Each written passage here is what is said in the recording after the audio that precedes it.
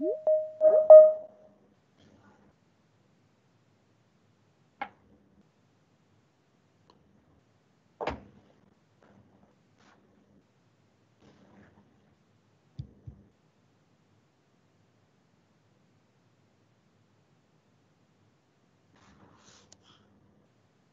you done? No. Okay.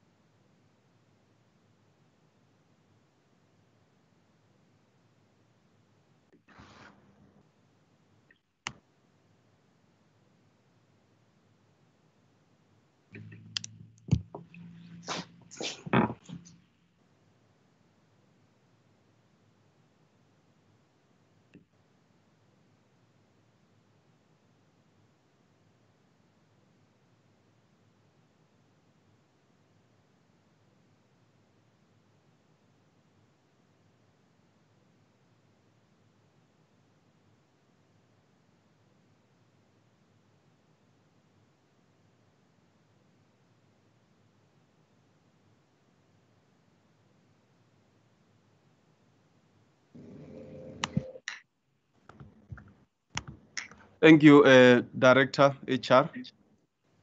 Let me start by welcoming Professor Bantwini for this presentation that we'll be having just now.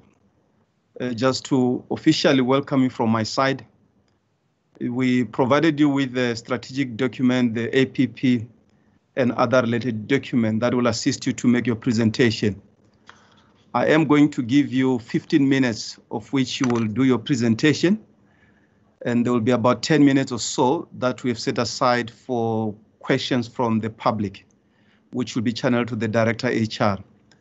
Without much further ado, Prof, let me allow you space to do your presentation. Over to you, sir. Thank you very much, VC. And is actually Mr. Kutane there? I sent actually my presentation. Mr. Kutane, can you kindly upload it for me? Or do you want me to upload it from my side?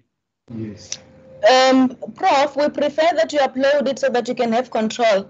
Mr. Kutame has it for our records, right. Unless you really need help. Okay, no, let me try my best. Okay.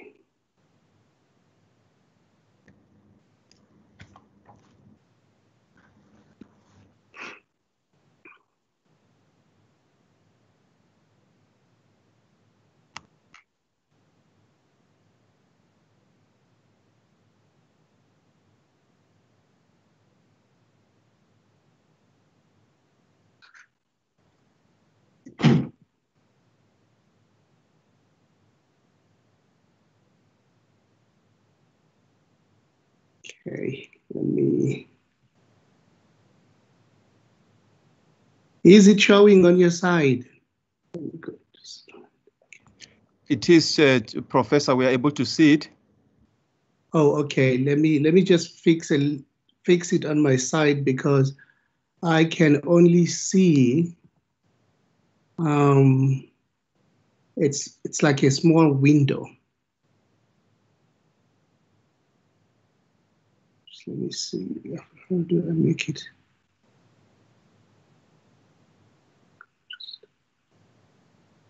Apology for that. I'm trying to make it actually larger because right now it's actually, I don't know why it's. Prof, if you shrink your own picture, maybe it'll get larger. Okay, my actually the slide on my side is already shrinked. I want to make it larger. How do I do that? I mean, it's already shrinked. Now I'd like to make it larger. Okay.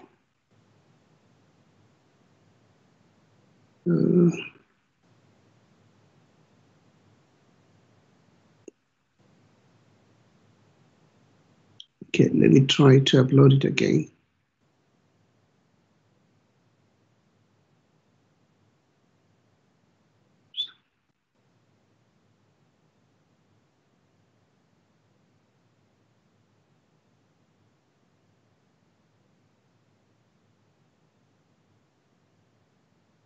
Open.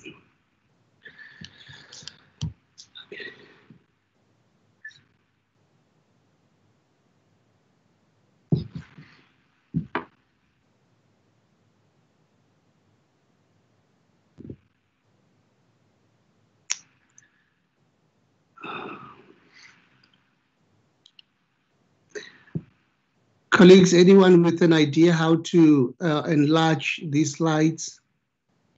Prof, maybe we might have to ask Director HR if you can arrange with Ms. Kutame to maybe flight the presentation on his behalf. Oh, okay. Okay, I think it's finally it has come. Oh, okay. Thanks so much. Yeah. Okay, let me do this.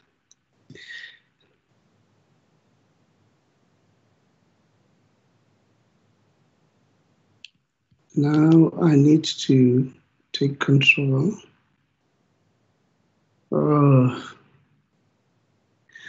Okay, I'll just actually present. Actually, it went back to it shrank. VC, good morning. The executive members who are present, colleagues, the student body, and all the students and the other stakeholders. Good morning.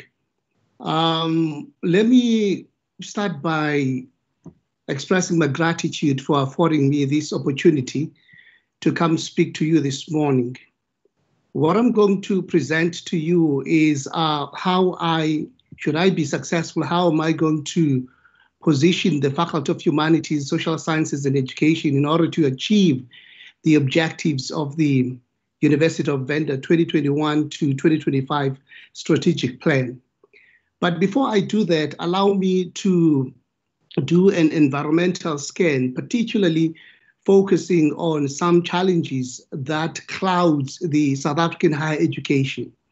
One of those challenges, it's the increasing student expectations and frustrations in respect to access and financial aid. I mean, that actually has become very common in many universities in South Africa. There is also a challenge of students' holistic support, which is actually the lack of students' holistic support.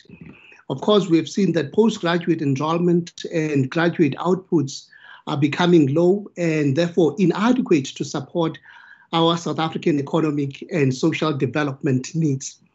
Over the time, I think if you notice, there's also been a funding challenge, which is making actually a little bit difficult for universities to sustain, to have that financial sustainability.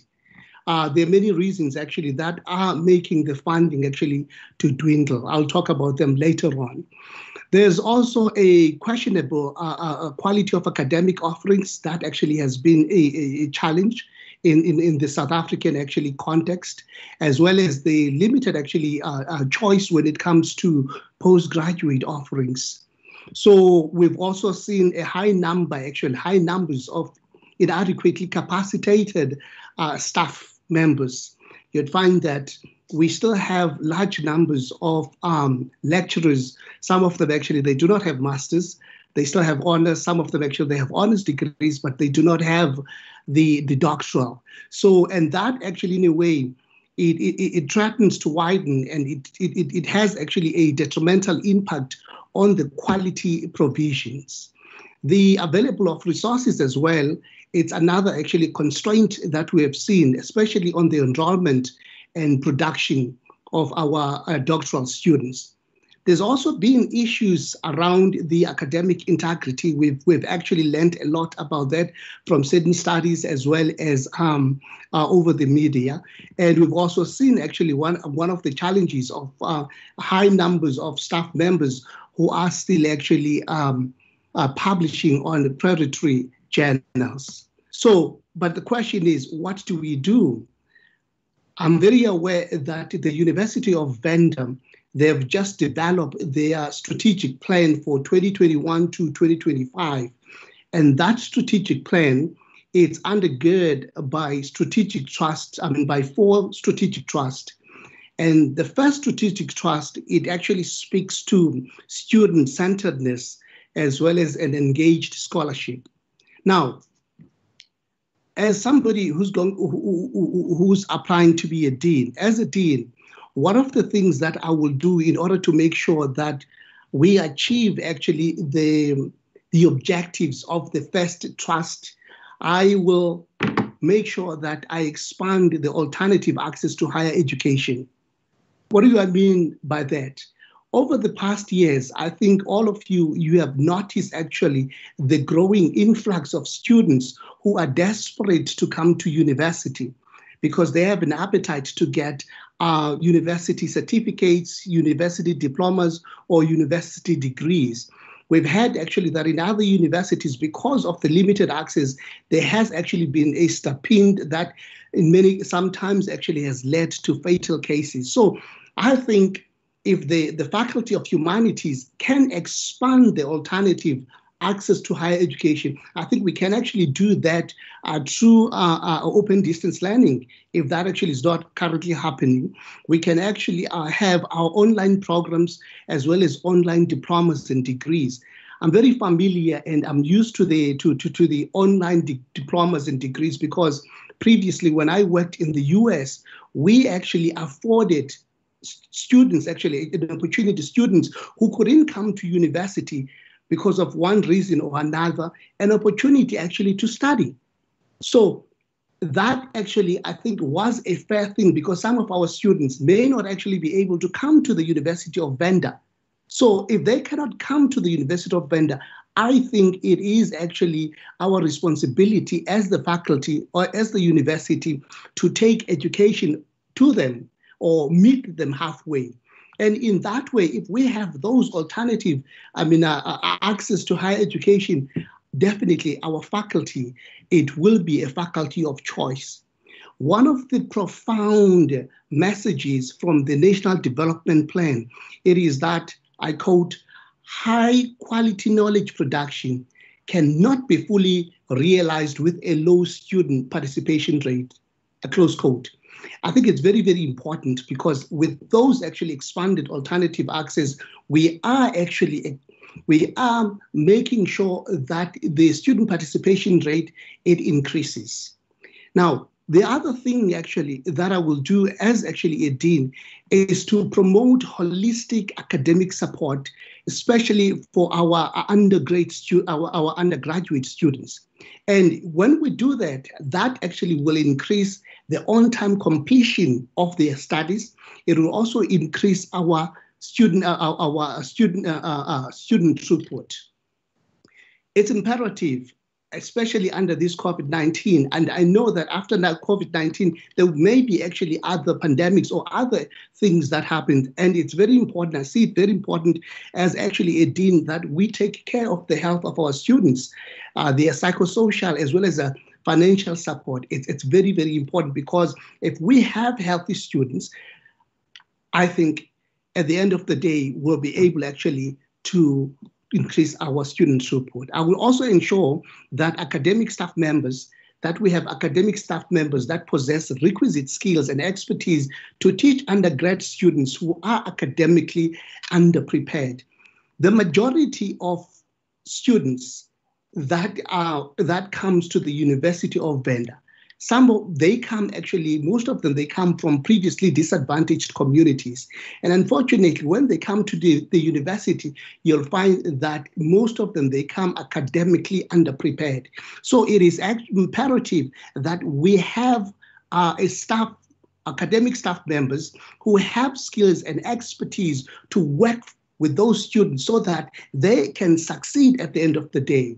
And one way actually of ensuring that we have that academic staff is that I will promote teaching qualifications in higher education because they need to know what are the theories that they can use in order to assist a child or a student that comes from that previously disadvantaged background. I'll make sure that I promote the scholarship of teaching and learning, where lecturers, where faculty members, they do research on what they're doing because that is exactly what is going to make them actually to understand more their clientele and be able to ensure their success. mentoring and coaching programs. Those are some of the programs that I intend actually to make them actually a must, because everybody needs to be mentored, everybody needs to be coached so that they can better their game at all the time. There will also be targeted capacity development. For example, for lecturers who still do not have PhDs or doctoral degrees, we'll make sure that we actually find money, we actually put them in that capacity development so that I know that all the staff members in the faculty, they are qualified and they can actually help our students succeed. The other thing actually that will be my responsibility is to ensure that there is high quality, not just high quality, but relevant and diverse curricular programs. And these programs will be periodically reviewed and they'll be regularly benchmarked, because we want to ensure that we adhere to the national standards. But having actually the high quality curricula or relevant quality without an effective delivery mode, I think that would be a miss. So that is why I will actually make sure that I promote multidisciplinary approaches in the delivery. There will be aggressive training on e-learning platform, because if there's anything that we have learned actually from COVID, it is that education should not stop because there's a pandemic. It should continue, because even if we have a pandemic, there are things that we need to learn even about actually solving that pandemic, coming up actually with solution.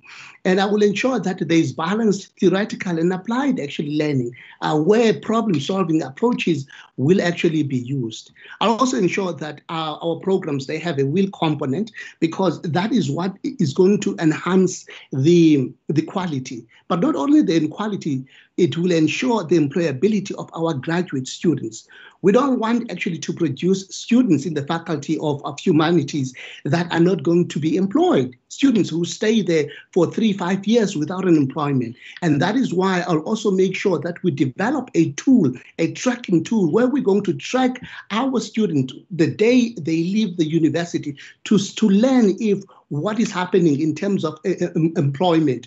What makes actually those who are employed to be employed on the first year or second year, what makes those who are not employed actually not to be employed. And we will use that data to better our programs.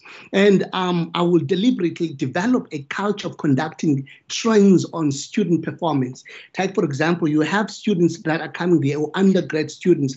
We need actually to do a trend analysis study, because that actually will enable us to see whether we're succeeding or we're not actually succeeding or meeting actually the strategic goals. And of course, I believe that the success at the undergrad students will ensure that we increase our postgraduate pool.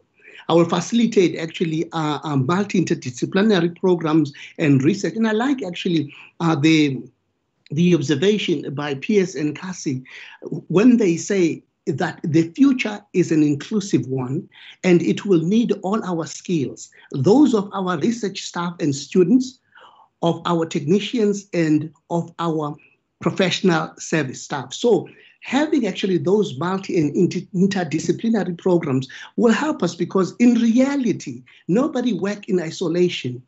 We need each other. So if we start actually training our students through those multi and interdisciplinary program, I think they will actually become better citizens who can actually live harmoniously with everybody else. And Pierce and Cassie, again, I like when they say we succeed as a university when individuals succeed in their careers. And that is why I will actually promote working in teams and building on each other's ideas and ensuring that if we're doing a research, it transforms lives and it changes the world, because that is important. I mean, what good is it to undertake a research that doesn't actually do that?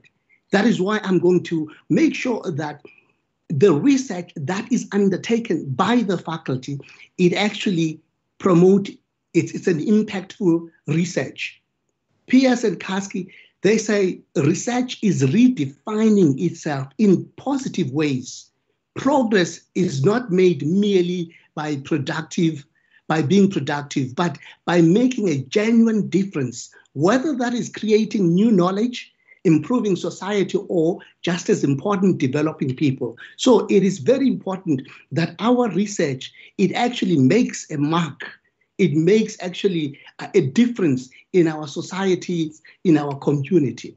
Now, in terms of the second strategic trust, which focuses on entrepreneurial university, one of the profound actually messages from the National Development Plan is that South Africa is moving towards a knowledge-based economy, and therefore the need for skilled, innovative, and entrepreneurial graduate is important, especially in securing the future of our country. So in order for us to do that, funding actually, solicitation is going to be a priority, because I need to attract a third income stream. We cannot only rely actually on the subsidy that we get from the DHET and other places. One has to bring the third income stream. And one can do that by forging actually close collaborations with the private sector. And there's 2 or 3 reasons actually why I will forge those close collaboration. One, it's for funding purpose, because we need money from them so that they can actually fund some of the interventions that we are going to come up with as a faculty, or programs that are already there that needs money actually to continue. And number 2, the collaboration is for exchange of knowledge and skills. We take actually maybe our lecturers, they work actually with this industry so that they can actually get that knowledge, they get that skills. And also we can actually place our students so that they get knowledge. There can be also consultancies for faculty. But there are the source of a third income stream. I'm not sure if this is already happening actually within the faculty, but if it's not, it's something that I would definitely actually introduce, those short learning courses. And I think actually— But about 5 minutes, eh? Oh, okay, sir. Yep. All right. And okay, those short learning courses. And the other thing actually that I will do in terms of the strategic trust number 2 is to undertake a commissioned research. This is what actually I'm good at. I used to do it a lot at the HSRC, where we respond to government tenders and where we approach actually the external donors. I'll also develop an agenda to expose our undergrad students to community engagement in order to establish a possibility of entrepreneurship. For example, our programs, the students actually, they can do things in their programs that later will be taken to the community, whether the students actually they're from the visual arts but we start introducing them actually to those communities so that they know from the beginning that, look, I don't have to look for employment upon completion, but I can actually just become an entrepreneur. And in terms of the strategic number 3, this is where actually I will play a critical role in overseeing the execution of our strategic plan, policies, and procedures, and also actually develop those for my faculty and oversee their implementation. Quality assurance, it's key, whether it is in the programs that we develop as well as risk management. They play a very huge role, even actually in the execution or implementation of the policies. Monitoring student throughputs and ensuring it's actually a key thing that I'll be doing, and ensuring that there are clear job descriptions and monitor performance management for all staff members. And in cases where I see that there's a need, we'll develop capacity development programs that would actually assist the academic staff members to be at the level that we want. I'll also be monitoring and reviewing all the financial strategies and performance.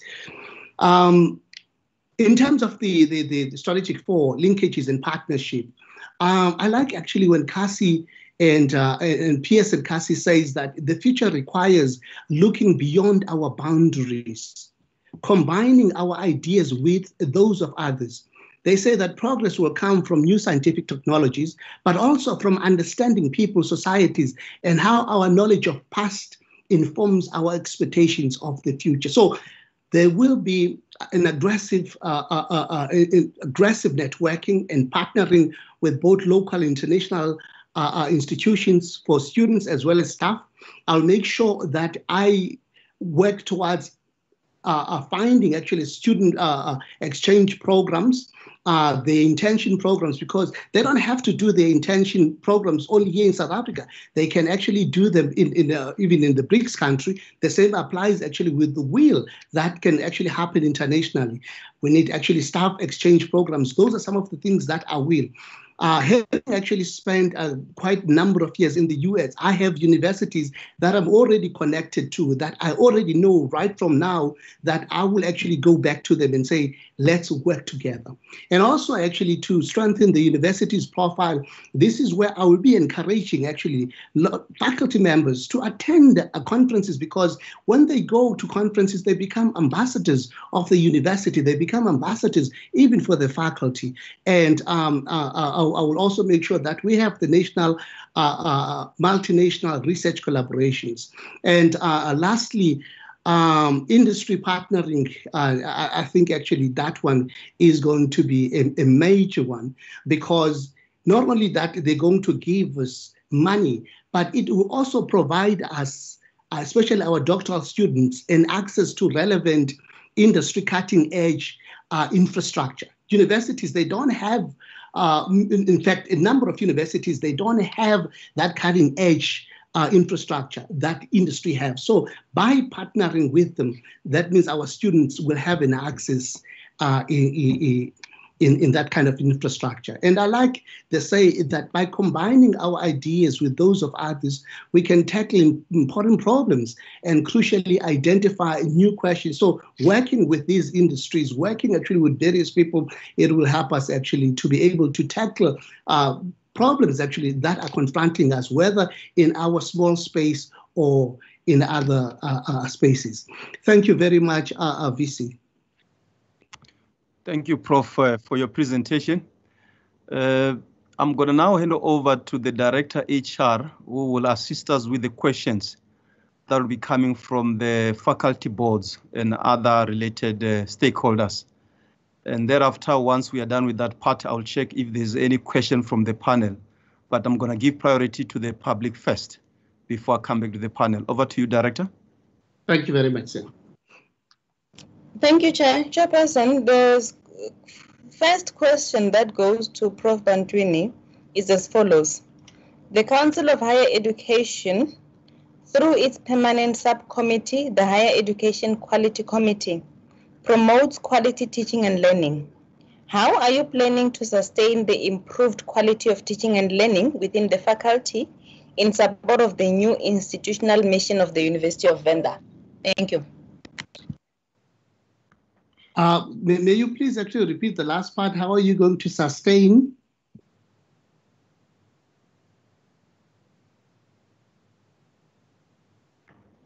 May you please repeat, Director, the last part of it? How am I going to sustain? How are you going to sustain the improved quality of teaching and learning within the faculty in support of the new institutional mission of the University of Venda?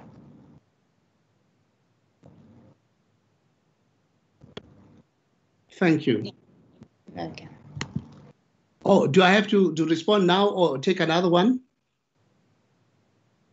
Prof, let me check with the director if we got at least maybe 3 or 4, we can maybe provide all the questions and then we can maybe respond from there. Director, do we have only that one or there's still some other? There is still a few.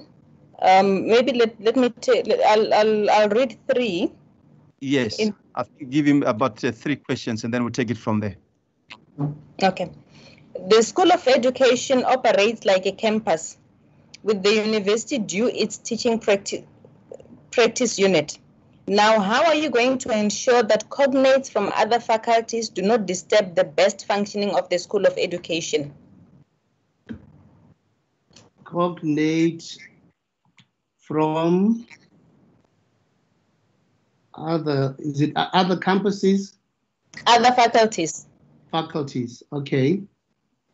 Do not disturb the best functioning of the School of Education.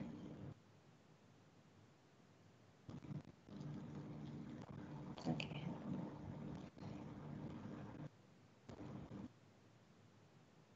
Okay. And then the third one, the University of Venda is currently ranked number 5,076 globally, 150.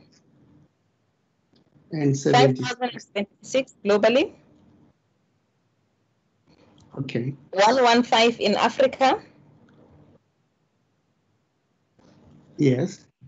And 19 in South Africa. Yes. How are you going to ensure that the university ranking is improved to the best 5 in South Africa?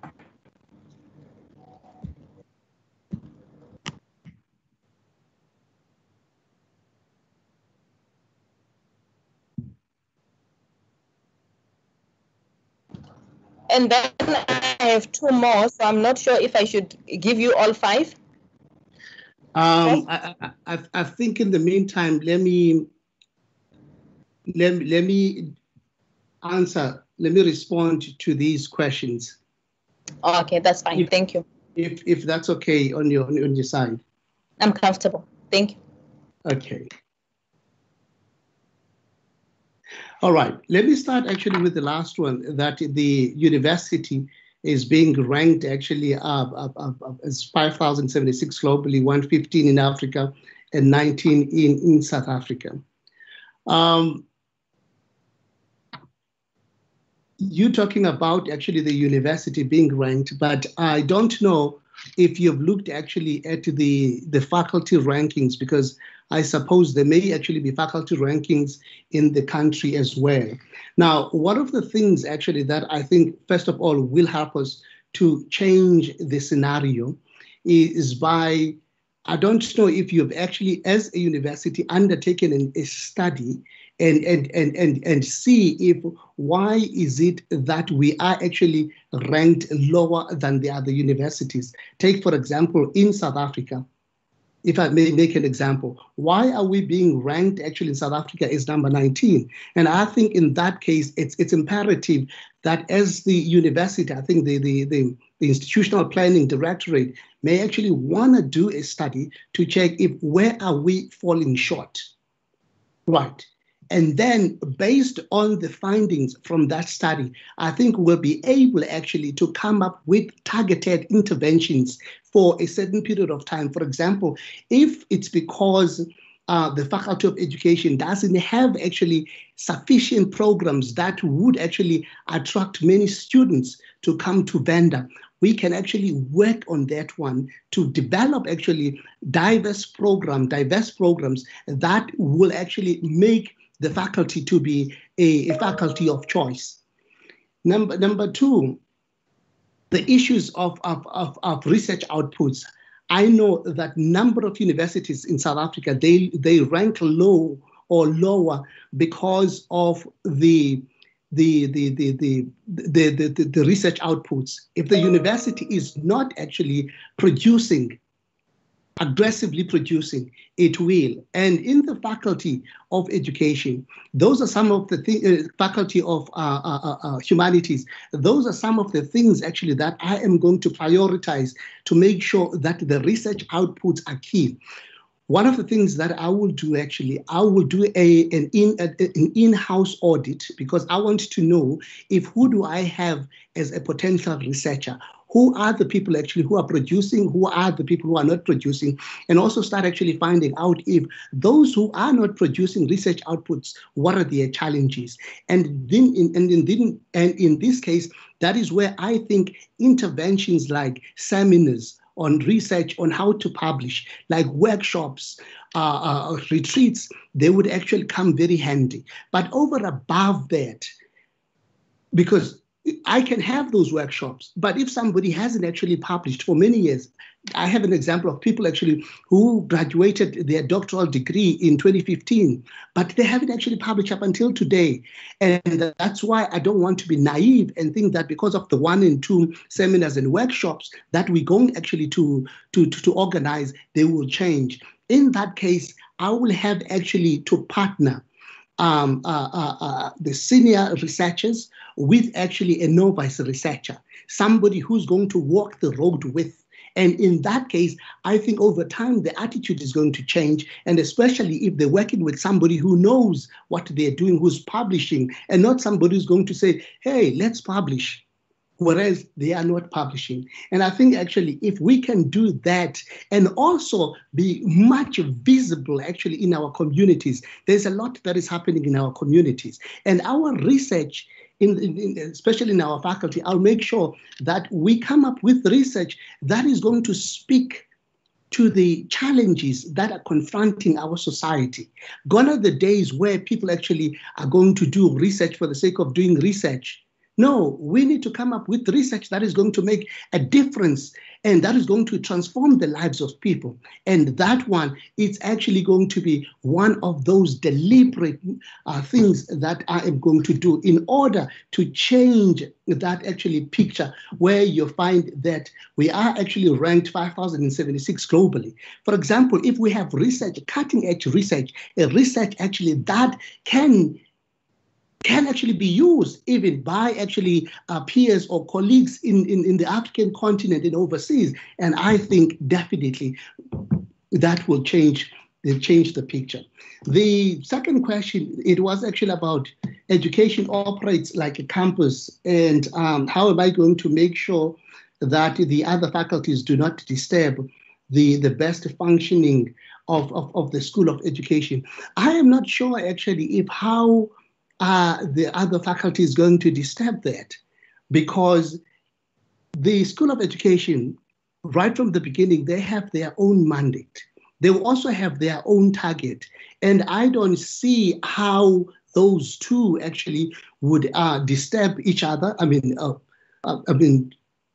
Faculty of Education being disturbed by others. Rather, what I'm going to promote, it is actually that inter and multi-disciplinary, actually, that interface, because the interface is the one that is going to promote. Take, for example, if there's a research that is done by education, we can actually, they can work with people from social sciences, they can work from people from the School of Humanities, because in that way, they can actually maximize the use of data. For example, and just to give you an example, my background is science education, and I've written actually quite a number, but I remember one time I met this professor who was from India, and then he was looking at my work and he said, have you actually worked with somebody from the business studies? And I said, no. He said, look, looking at your data, I think there's a lot here, but you need somebody who's going to look at your data using actually a different set of lenses. And I completely agree. The faculties, they will complement each other rather than actually disrupting. Education will still have their mandate, and nobody is going to straddle actually or encroach and actually all of a sudden take and fly with their mandate. But I will make sure that there is that actually interface, productive interface. The other question, it's about promotion of quality of teaching and learning, and how am I going to sustain that to improve it actually. The assessment for learning and moderation. Those actually are key things. I mean, I think the big role there, it is to ensure that we have actually a strong quality assurance, and not just actually the quality assurance. We have to make sure that there's also a risk management that I undertake from time to time. Because if we do that, we have to look at the programs that we have and ask ourselves a question, whether are these actually still relevant? Things are changing. For example, a program that was relevant last year may not necessarily, 2 years ago, may not necessarily be relevant this year. That is why we have actually to have, let's say, we agree as a faculty that we have a 3-year review of each and every program, because that will also ensure that there is actually quality assurance. And we have to identify what are the risks, and then come up actually with some mitigating actually strategies for whatever risk that we have identified. Director, thank you so much. I don't know if I've answered the questions. I mean, I know that I can actually talk up until the cows come back, but let me just keep them short because of time. Thank you, Prof. Let me check. We have had 3 questions from the faculty. I need to check if there is maybe just 1 or 2 questions from the panel so that we can begin to close the interview. Let me check if there's any person in the panel who's got a question to Prof. Bantwini. Let me see by the show of hand. I can see, let me open here.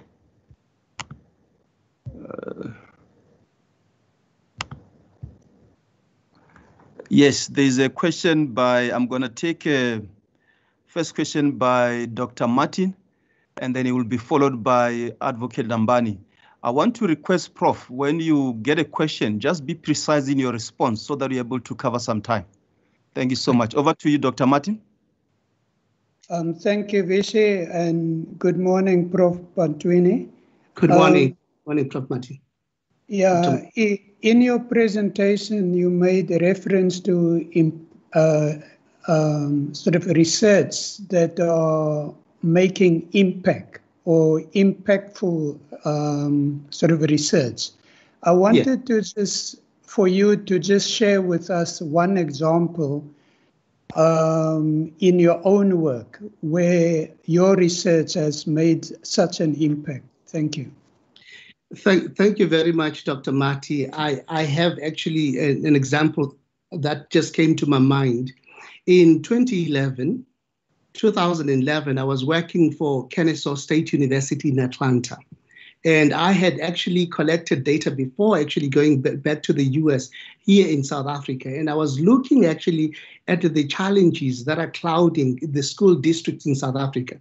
Remember, there's only one mandate of the school districts in South Africa. It is to support or assist the schools to succeed in their mandate.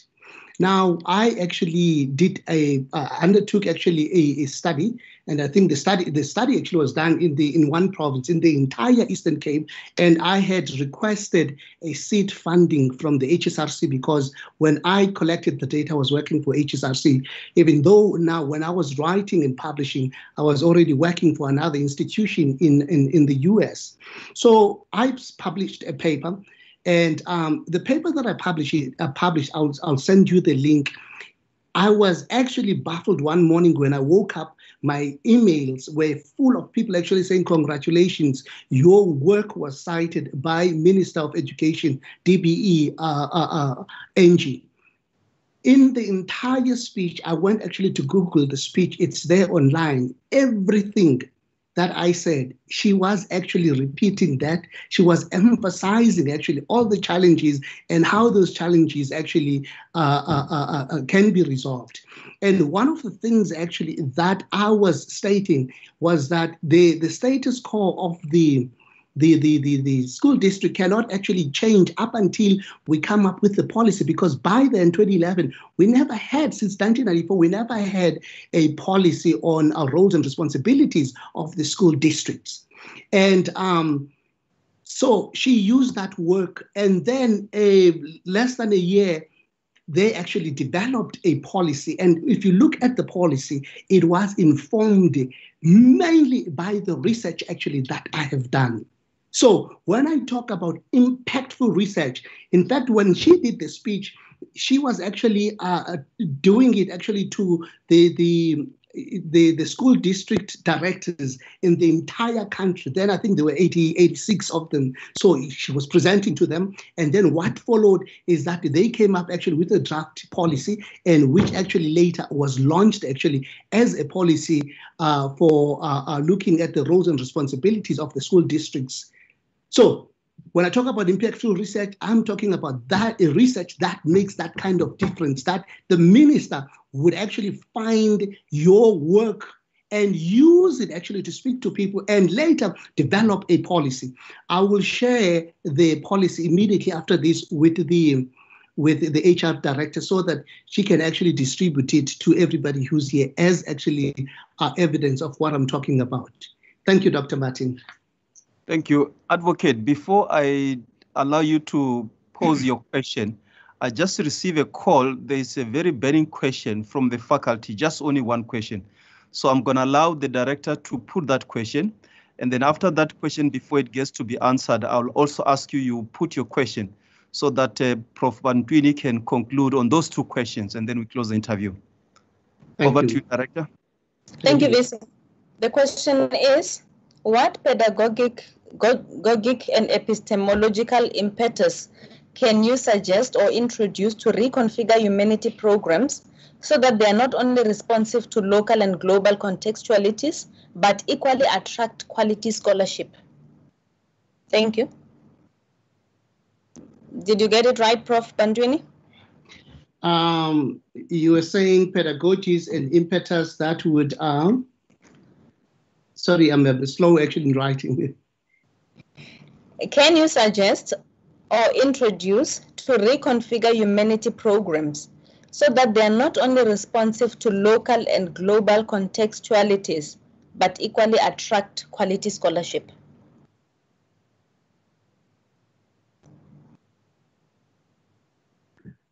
Okay. Prof, before you respond, let me take the other questions so that we can able to close all the questions. Advocate Lambari. Thank you, Vici, and good morning, Prof. Bantwini. My question may even be related to what you have just been asked, but we will hear from your response. I can sense what it is all about. You mentioned in your presentation regarding the first thrust, one of the bullets that high quality, relevant and diverse curriculum programs that are periodically reviewed and regularly benchmarked to ensure to national standards. As I said, that it may be related to just the last question you were asked and the impact that Dr. Martin has asked globally with regard to research, which you mentioned your research, and I'm happy it is a research based in the Eastern Cape, though meant for the US institution. My question is, considering that kind of high quality, relevant and diverse curriculum, what would be your view with the concern that our curriculum, it's actually, or the research that we do may not have that global impact relevant to our South African situation or African situation, in the sense that it is a research looked at as a shortfall or a failure or a weakness to link to what hitherto could be considered to be much more Eurocentric attitude towards whatever curriculum that is being developed with our higher education systems. You have mentioned a lot of issues creating new knowledge. And what would be your view? We have been acculturized to believe that our education should actually link to the Eurocentric type of education. Even our research, in order to be globally relevant, is to address the Eurocentric attitudes and forgetting about our own. Whereas if you consider now the situation we are in, the pandemic, people were coming back to Africa to try and find a cure to the pandemic that we have been facing. And I think we have to blame it to the lack of research focus that we seem to do. What is your view on these issues? Thank you very much, Advocate. And it's actually a very, very good question, because it reminds us that we matter, no matter where we are placed. Yes, we have actually a past that brainwashed us to think that what comes actually from abroad, from Europe or all these other countries, it is the best. And I think actually one of the things that we need to do, not only actually as the faculty, but as the university, it is to keep actually, it is to keep emphasizing the message that we have what can help the world. Take, for example, I'm glad actually that, because when you were talking, I immediately thought about COVID-19 and the umhlonyane that was actually conceived as being very, very helpful if you actually steam with it. Now, I think we can actually use those examples actually to our students to say, look, our research matters. There are countries actually, there are journals, there are countries that are interested to know if what is going on in terms of IKS in South Africa. What is it that they mean when they talk about decolonization? And I think actually it is up to us, and even in our classrooms, that our curriculum delivery and our curriculum, when we develop those programs, we make sure that those elements of being actually South African, those elements of being an African, they actually comes up.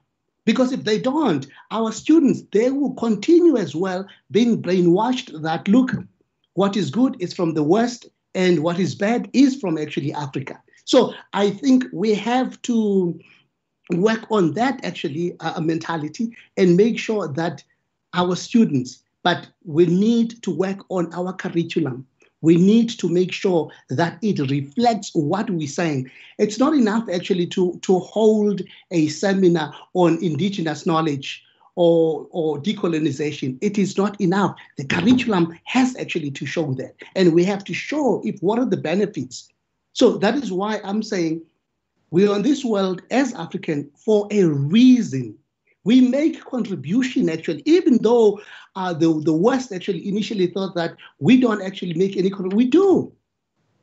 We need actually to emphasize that message in every way that we find actually in our faculties as well as in the university. Now, coming to the first question, I don't know, I am actually a little bit struggling actually to hear the question. Director, may you repeat it one more time, please? I'm sorry for doing that to you. I am so sorry to do that to you.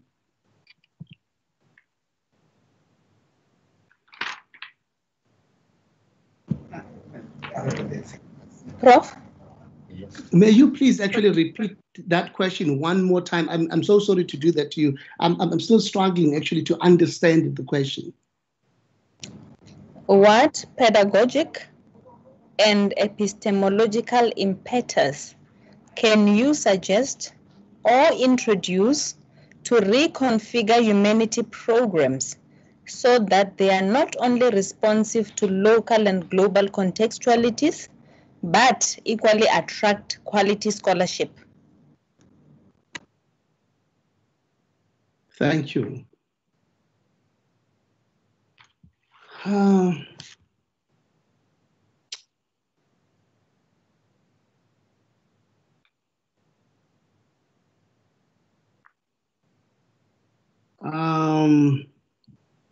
don't know. I'm still a little bit actually struggling with the question, but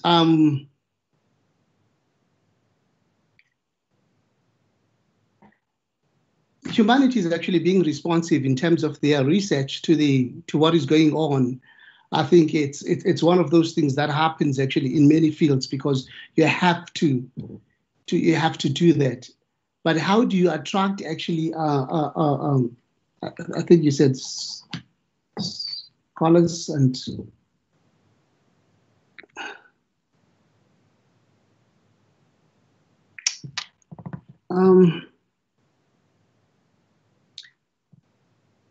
I'm really struggling to understand the question. I'm so sorry. I'm so sorry.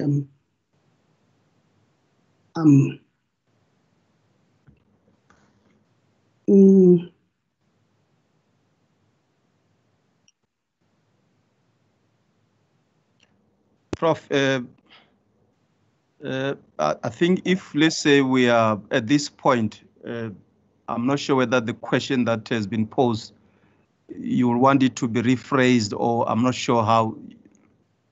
Can it be rephrased? Can it be rephrased? Because I'm struggling. My biggest struggle is actually to understand the question. Yeah, Yes. I also suggest that. Director, can you just maybe rephrase the question? Chair, I can't. It comes from the faculty. So I'm not able to rephrase it. I'm just checking if the person who posted it has not sent anything. So I thought maybe the person who posted it could have sent a rephrase, but no. Although I think the big issue here is how do you attract quality scholarship? And then there is an issue about pedagogy and epistemological impetus. I'm not able to rephrase it, unfortunately. But one way of actually attracting a great scholarship or scholars, it is by doing the cutting edge research. If you do that kind of research, everybody will want to align themselves with the faculty or the university. For example, many people they want to align them with universities like Harvard or MIT because of the kind of research that responds actually to the challenges that currently confronts us, and also actually research that predicts what might happen in the future. And that's what actually definitely attracts people to come there. So if the research actually has an impact, not only actually the local plus the global, you'd have so many people, even from universities, from outside this country, overseas, wanting to come actually to the Faculty of Humanities and work with some of the professors who are actually big key figures in that research. I think that's actually what would actually attract people, that our research, it has to be outstanding. We should move away from a research for the sake of research. It has to be a research, as I keep repeating, that actually transforms lives, that makes an impact. Because with that, people actually would want to come and work there, even if they want to come and spend their sabbatical, even if they want to come for an exchange program. I want to go to South Africa University of Venda because there is this cutting edge research that is happening there. They will definitely come as long as our research it is actually outstanding. So I don't know if I'm answering the question, because that's what I'm thinking, that when we do that, when we have programs like that, I think they automatically become a recruitment strategy for the university. I don't have actually to say anything to the people, but because of the work, it automatically recruits more actually scholars to want to align themselves, to want to publish actually with people in that faculty, because they know that they already actually making a difference in the field. Thank you so much. I'm sorry, Director. That's what I can give you now based on my understanding of the question. Thank you, but Prof. I would have loved actually if the colleague was there and also maybe guide me with examples so that I can understand or rephrase it. I think that would have actually been better. But okay. Thank you, VC. Thank you, Prof, for those responses. Prof, we have come to the end of this session 1, where it was a presentation. You do know this formal interview that you'll be coming, I think, in the afternoon. Let me thank you on behalf of the panel for presentation that you did just now. Thank you so much, Prof. Thank you so much, VC, and thank you to all the executive that is there, the colleagues, and the students, and all the other stakeholders. Thank you very much for this opportunity. And VC, I look forward to the next structured interview in the afternoon. Thank you. Thank you so much, Prof. Director, you will assist Prof to exit, and then you will admit Prof Mashige.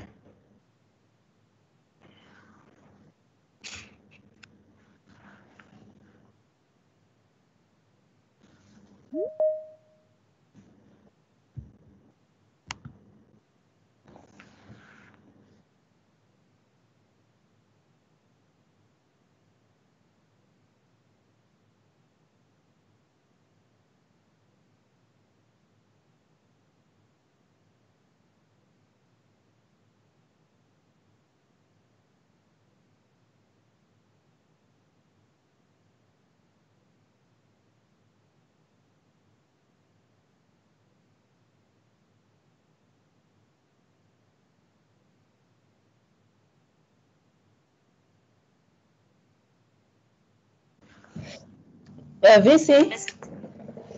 Hello?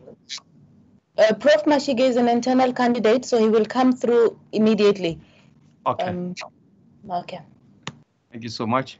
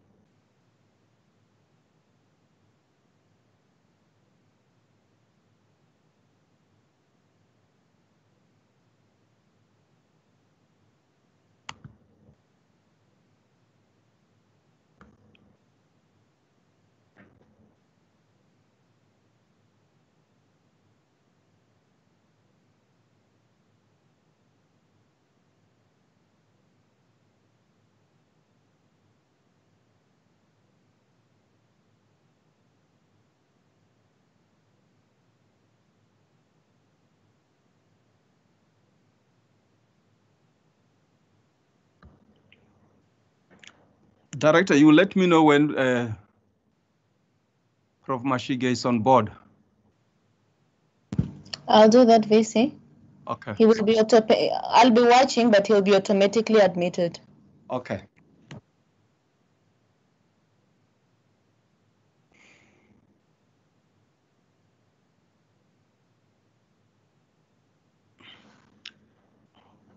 Thank you, Prof. Mashige, for joining us for the presentation.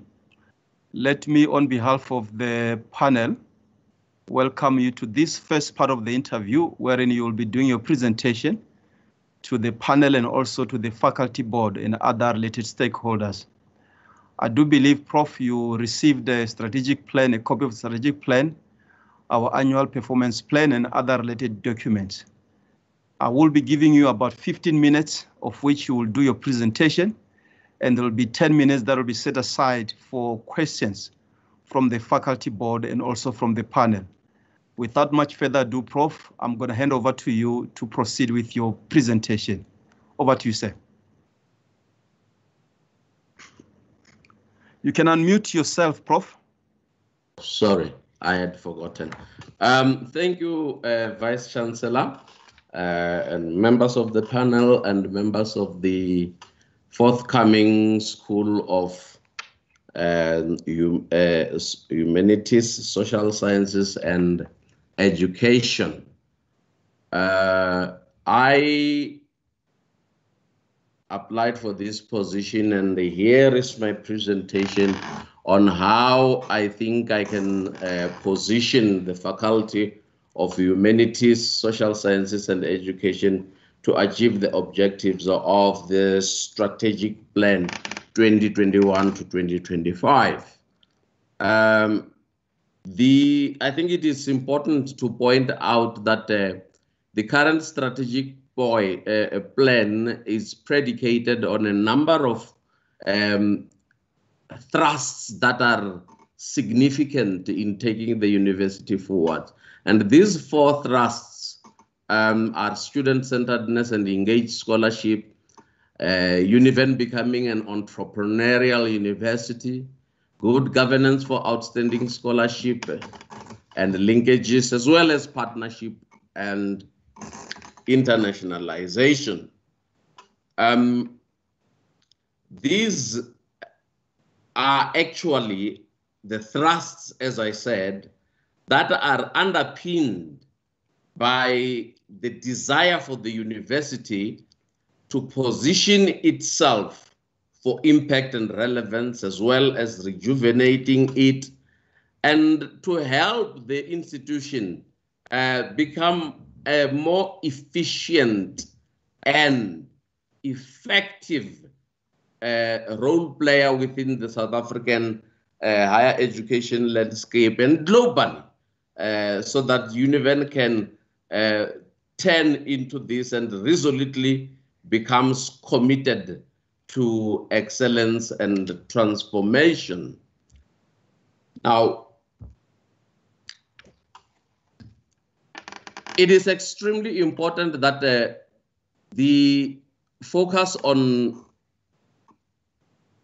the first strategic thrust talks about student-centeredness and engaged scholarship. I'm persuaded that this is very much in line with what that erudite scholar and critic in the field of higher education management and competitiveness, Simon Magginson, talks about as GLO-NALOC. In other words, global, national, and local. And it is important to also note that I will predicate this factoring into the equation the context of COVID, the COVID-19 pandemic, and how it will possibly, moving into the future, impact on the role of the faculty within the university, and talk also about the need for the university to strengthen the private public-private partnerships with, for example, service providers such as those who provide connectivity for our students, so that those who live far away, for example, do not get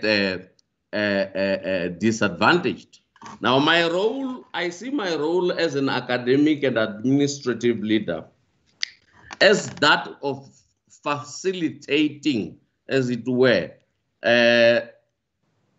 students and supporting their being offered transformational curricula within the broader school to ensure that it challenges whatever the content of the curricula and the programs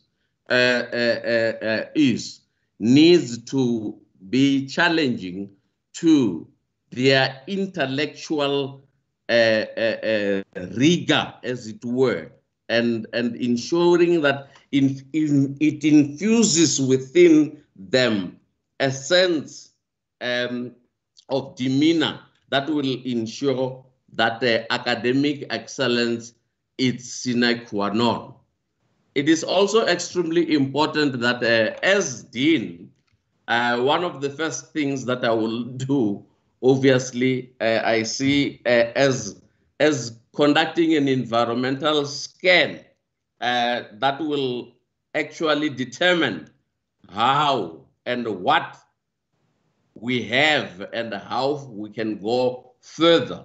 Because as a faculty, we need to look at what we have been doing for the past 5 years as different schools, and make sure that as we move forward to locate ourselves within the current strategic plan, we ensure that we are able to locate ourselves and position ourselves favorably within that context. And this will obviously include the demands that will be placed upon us, as it were, by the reconstituted departments and centers within our schools. And this necessarily means that we will need to go deeper and check what it is that we are teaching and what it is that we want to use as approaches that will help us achieve part and parcel of the four thrusts of our strategic, or rather the 2021-2025 strategic plan. And therefore, the faculty will have to be very deliberate in ensuring that it has curricula that will address both demographic and spatial imbalances through creating innovative ecosystems dedicating to supporting, for example, the women, the youth, grassroots innovation, as well as indigenous knowledge systems through blended learning. Fortunately, the advent of COVID has also presented the university with that kind of opportunity, where fortunately we are on the cusp, not only on the cusp, but we have already gone beyond the threshold of using one part of blended learning, which is online learning. The new faculty will also have to enhance and to be resolute in its virtual support for students and members of the community surrounding the institution. This is what I talked about earlier on when I said we need public-private partnerships with service providers, for example, like Vodacom, MTN. Some of them have funds within their corporate social investment divisions that can actually assist us to ensure that even the student who comes from an area that does not even have a tower of receptivity begin to be attended to as well, so that distance should not impose a challenge on our students who are farther away from the university. And this will in turn have a direct impact on success insofar as how our students then will be able to take full responsibility within the faculty towards strengthening what I call digital humanities, which form a bridge between the traditional practices of research and the opportunities afforded by technology, and providing scholars with new ways of looking at problems, or rather at old problems, as it were, and the methods, the tools, the framework to support the new avenues for inquiry. Accordingly, I believe that the new faculty will have to look at its offerings to ensure that part and parcel of ongoing curriculum development programs are geared towards imbuing these programs with subjects that not only focus on knowledge for knowledge's sake, but also address challenges of our times to ensure ongoing contextual relevance. And this will also obviously include an admixture of current issues and the indigenous knowledge systems, so that transdisciplinarity is injected within the faculty. In other words, one needs to know what one is good at in one's discipline, so that one then can form part and parcel of a larger transdisciplinary team, for argument's sake, team of researchers.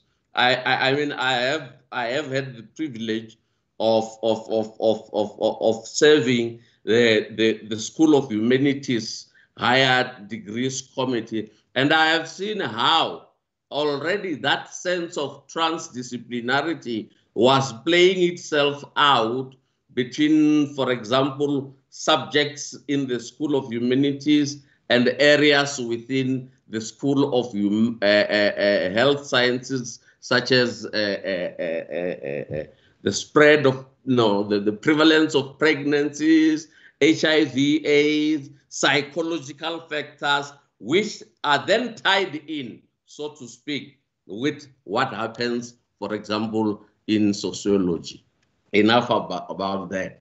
We also need to remember that as a faculty, we need to be innovative. And this innovation, this engaged research and innovation should prompt the Faculty of Humanities, Social Sciences and Education to focus on research that will benefit learning, both at undergraduate and postgraduate level, insofar as supervision is concerned. In other words, we need to make sure that the nexus between what is being taught and what is being researched by academics, there is a continuum between those too. In other words, what we teach should also inform what we research on, so that what we research on can then help us improve what we are teaching. And this will also perhaps be aided by our desire as a faculty to encourage members of staff to register in portals such as ResearchGate, etc., and particularly to publish in high impact factors journals, such as those journals that are listed in the ISSN, Scopus, etc., LZV, and so forth. And it is You've got about 5 minutes to conclude your presentation. Thank you, Chairperson. Now, in terms of governance and for outstanding scholarship, this is but something that will filter down, as it were, from the broader governance of the institution, so that as we create regulations and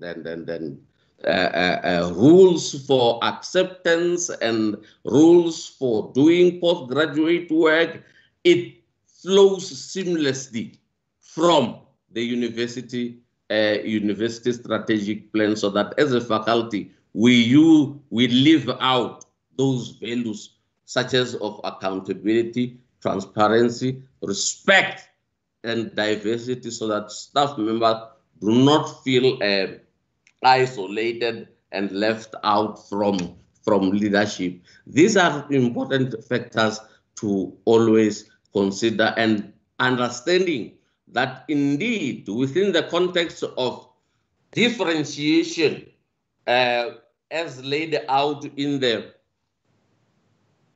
paper or on differentiation of universities by the DHET, we fully grasp and deal with our becoming a comprehensive university by also creatively thinking about bringing in professional programs that will help us connect with industry, for example, so that there is a continuum. And I have always thought that we also need to recalibrate things such as micro-teaching, for example, so that on these aspects, we actually address the regional human resource development matters that are enunciated in the National Development Plan, as well as the white paper on post-school provisioning and further education and training.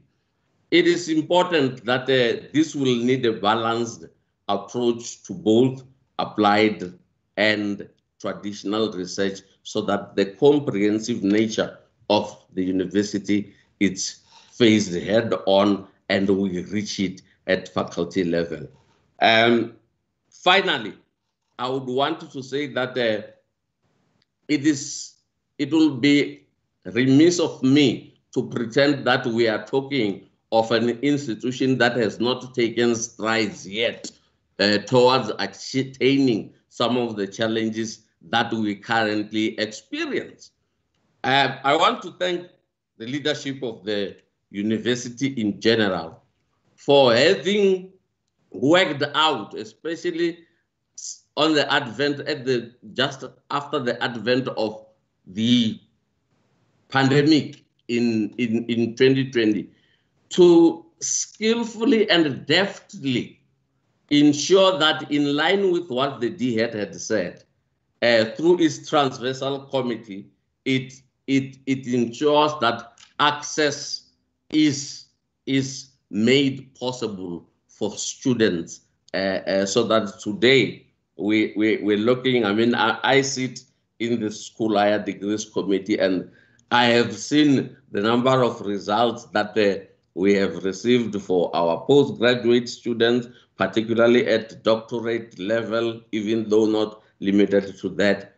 And it's quite encouraging that these are the students that need only to do their oral defenses before they actually get awarded their degrees. I want to take this opportunity, Chairperson, to thank you and the panel, as well as everybody else part of the School of Human and Social Sciences, the School of Education, who are participating or at least are looking through this presentation.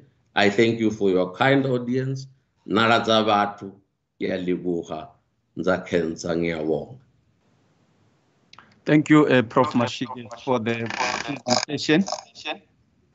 We have now come to the point where we will be taking some few questions from the faculty board, and thereafter, maybe if there's one from the panel, I'm going to hand over to the Director HR to check if there are questions from faculty. Over to you, Director. Thank you, VC. I have 4 questions. Prof. Mashige, if I can please give you all the 4 questions and then at the same time. Okay, no, that will be fine, ma'am. All right. Question number 1, sorry. The Council of Higher Education, through its permanent subcommittee, the Higher Education Quality Committee, promotes quality teaching and learning. How are you planning to sustain the improved quality of teaching and learning within the faculty in support of the new institutional mission of the University of Venda?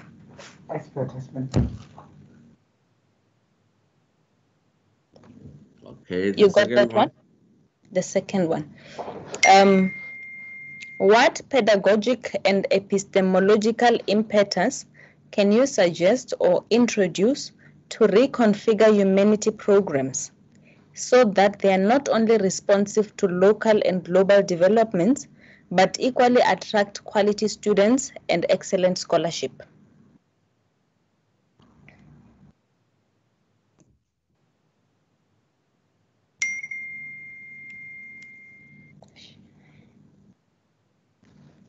Okay. Third question. The School of Education operates like a campus within the university due to its teaching practice unit. How are you going to ensure that cognate modules from other faculties do not disturb the best functioning of the School of Education?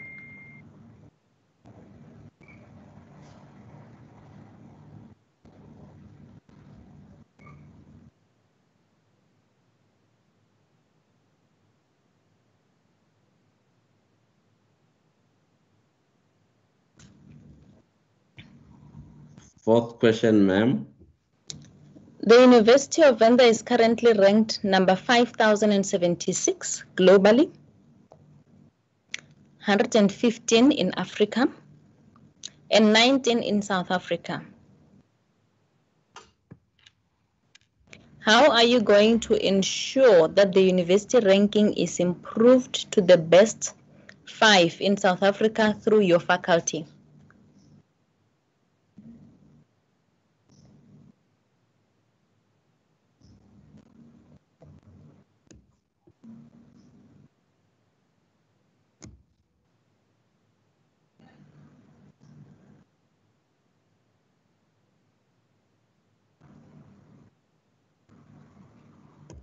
Thank you, ma'am.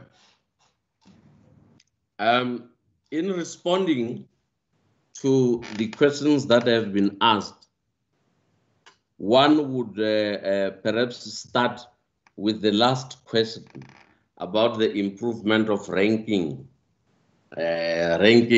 globally, etc., etc.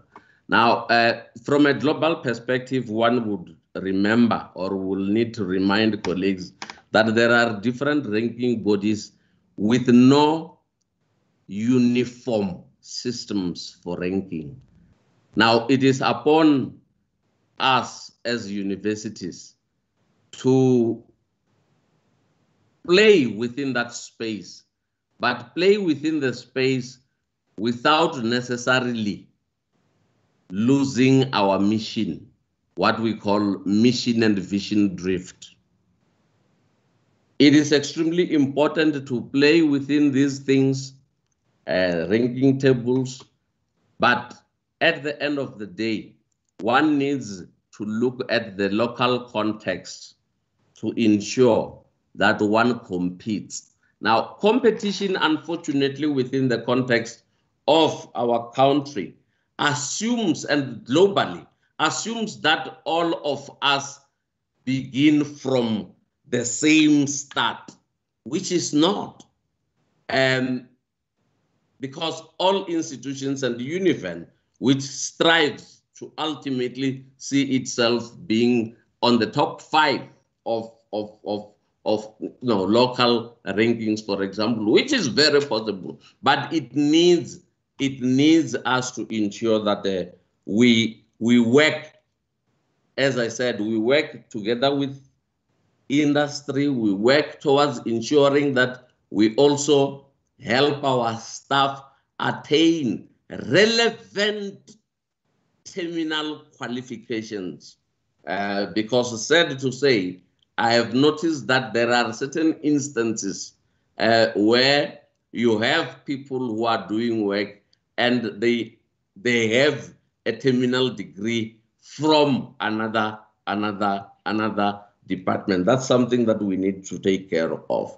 We also need to make sure that our throughput rates are significant, but we also need, as a faculty, to ensure that we publish, particularly our publications need to be in those journals that are not only popular, but that are held in high regard, high impact, and they have got more potential for our work to be cited. And that's something that plays a very important role within this quest to become a better university in terms of our ranking, considering all the things that we have. One of the things that gets said is the special economic zones, the Musina Makado. We can also tap into that as well to ensure that we improve, because as a university, we are one whole. Now, how do I ensure that cognate subjects that are offered in other faculties do not disturb the functionality of the School of Education? Is with regards to teaching practice. Again, it goes down back to the idea of doing an environmental scan. If I were to give a practical example, there has always been, not necessarily about teaching practice, but also about research as well. There has always been that tension between the School of Human and Social Sciences and the School of Education insofar as supervision, for example, is concerned. That the Department of English, for example, has got English language teaching, which cognately should belong to teacher education, as it were. So we will need to go back now to negotiating to say, look, for a person who's doing maths, but is studying that maths to be a teacher, these are the minimum requirements that are needed for one to have maths 3, for example. But at 4th level, how do we structure the work? Because while we do teaching observations, while we do practice teaching, these need to be factored in a manner that they do not become disruptor, but facilitators. Because at the end of the day, we want to produce teachers who will make a difference within society and the environments in which basically it's served by the university, or where the university draws its student population from.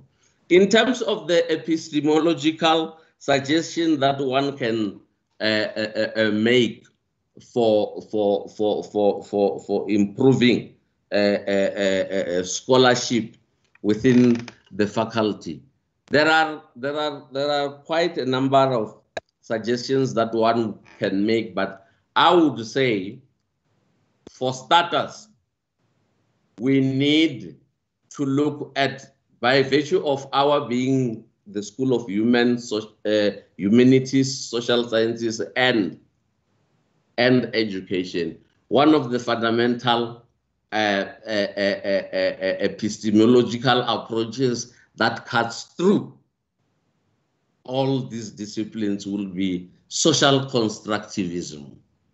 To understand that reality is not necessarily reality the way in which we see it, but it is also socially constructed depending on the environment within which one sees that particular reality. In other words, there is no absolute things or absolute reality as we see it. That's one of the epistemological approaches that one can suggest. And obviously, we need to play a role within the whole debate that is simmering within the country about the decolonialization project, that as we play in that environment, we ensure that we are in a position to make a positive contribution towards knowledge development and the codification thereof, because it doesn't make sense to always think that the only Western critical canons are the only ones. People used to live long before colonization, and they had their way of doing. That is why we need to use also indigenous knowledge. Fortunately, we have a Bachelor of Indigenous Knowledge Systems. We need to draw from that and marry the two views towards ensuring that we give a balanced, rigorous, socially responsible citizen. The first question that is on Council on Higher Education. Again, it depends largely on what we plan to offer as a faculty, what we see as our capacity to offer within the limited human resources that we have as a faculty, that we create programs that are first and foremost validated by the DHET and the CHE and SAQA, and they have SAQA registration, which are unique in the sense that they also focus on the things that we experience on a day-to-day basis, on the things that the region, for example, experiences, and how we can mitigate against those things, so that that knowledge can then be seen also by someone who is from outside, even from outside of the country, as something that can be related to and thus taken care of in terms of developing new forms of knowledge systems somewhere else. And this is something that is extremely important, because at the end of the day, the DHET and the Council on Higher Education, I was privileged as I was preparing for this presentation that I saw that there was an email that was sent relating to how long the process is in terms of DHET approval, Council on Higher Education approval, and ultimately HEQ ESF realignment, as well as SAQA registration, so that ultimately, if we plan our things properly, we are then able to put milestones to say, when we start with this program, we must be able to do 1, 2, 3 on such a date, so that we meet DHET's requirements, we meet SAQA's requirements, we meet CHE's requirements, and we are HEQSF realigned. Thank you. Thank you, Prof. Thank you, Director. Prof, we are coming to the close of the interview, or of the presentation. Let me check if there is a question from the panel.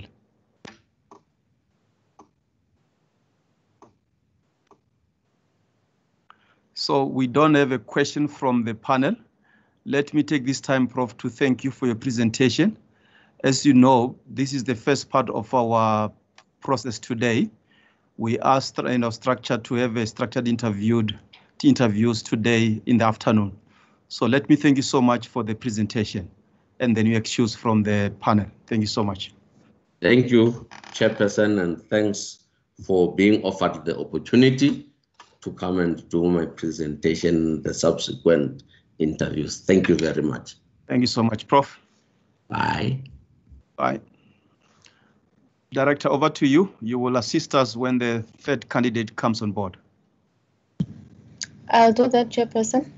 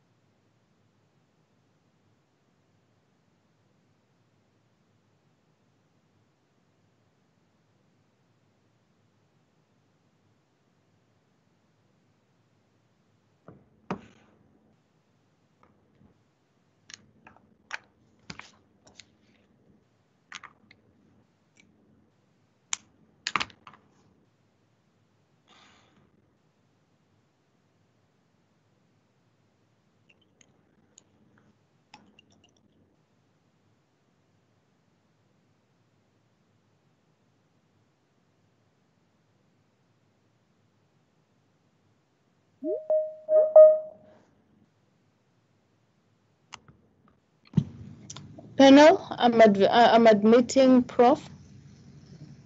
To admit. Okay. Over to you, VC.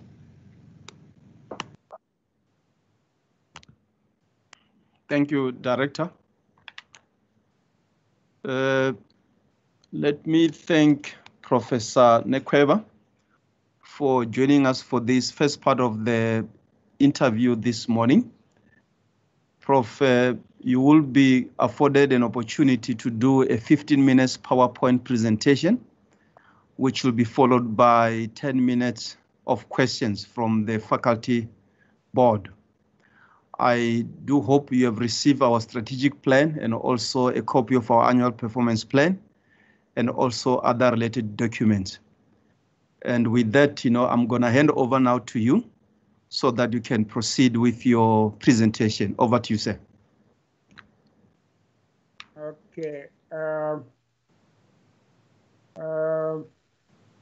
Thank you very much, Vice Chancellor.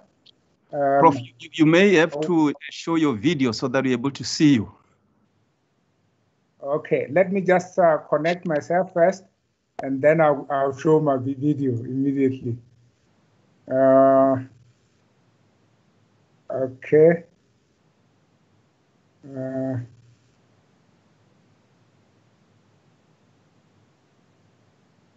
Okay, so I must go and browse, build.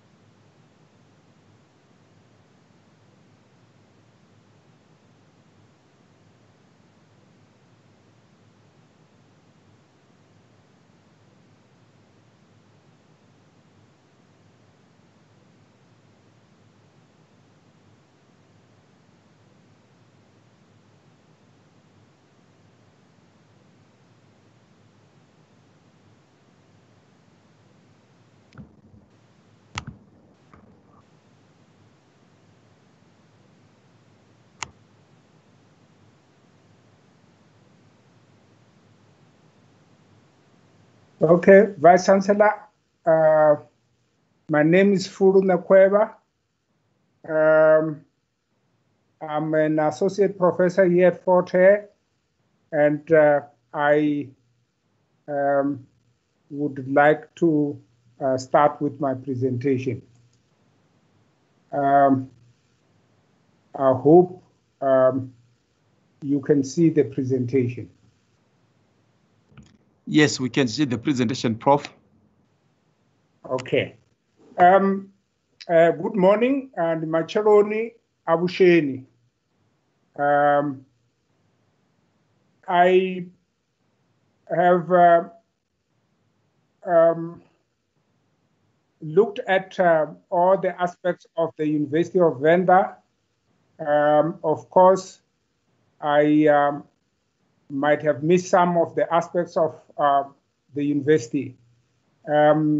So I think the first slide was just to actually explain the key objectives of the University of Venda strategic plan, which I have indicated there.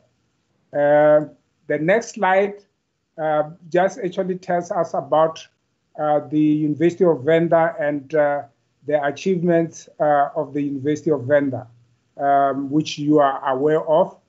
The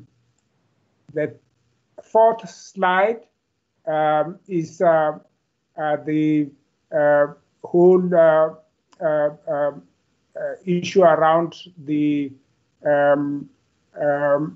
institutes, the centers, and the departments in the Faculty of Humanities and Social Science and Education,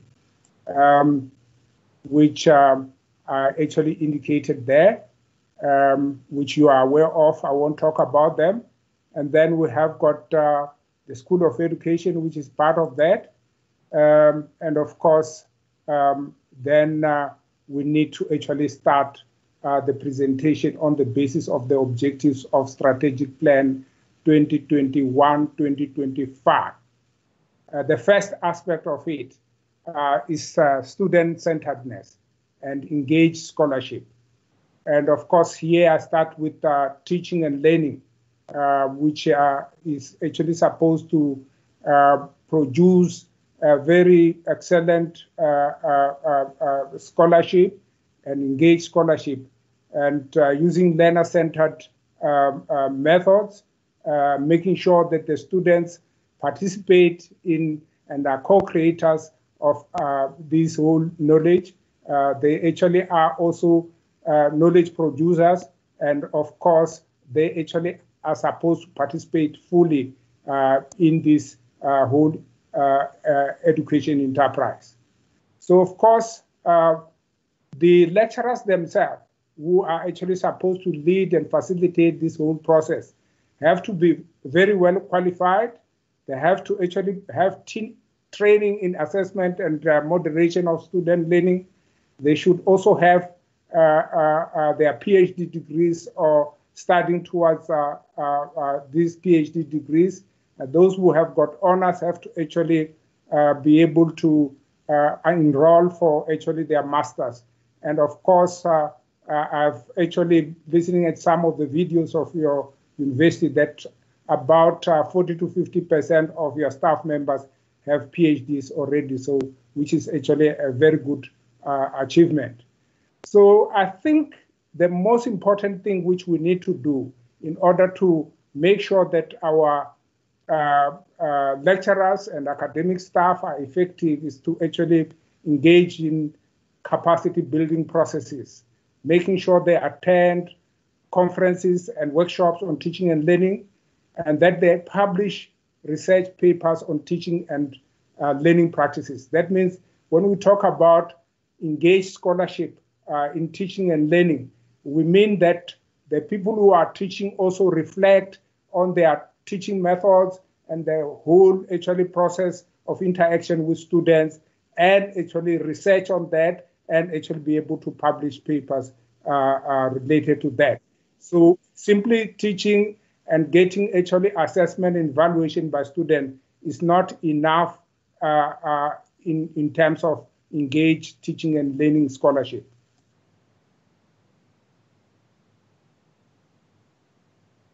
So yes, I think the idea is to actually be able to get all the academics to be able to use online blackboard teaching and learning approach, and also to use other multimodal approaches to make sure that we get actually effective teaching and learning.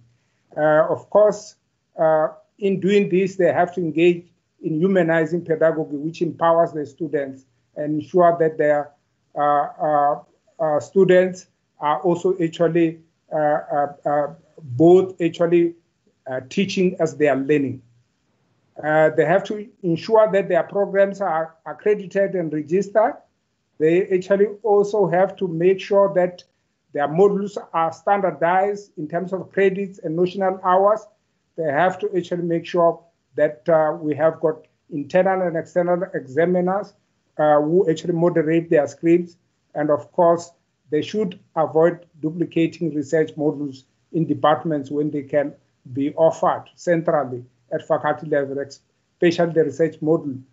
There you can have a multidisciplinary team which can actually be able to co-teach, and also actually then you can save on resources that the other lecturers might be involved as well. So of course, in terms of quality supervision of postgraduate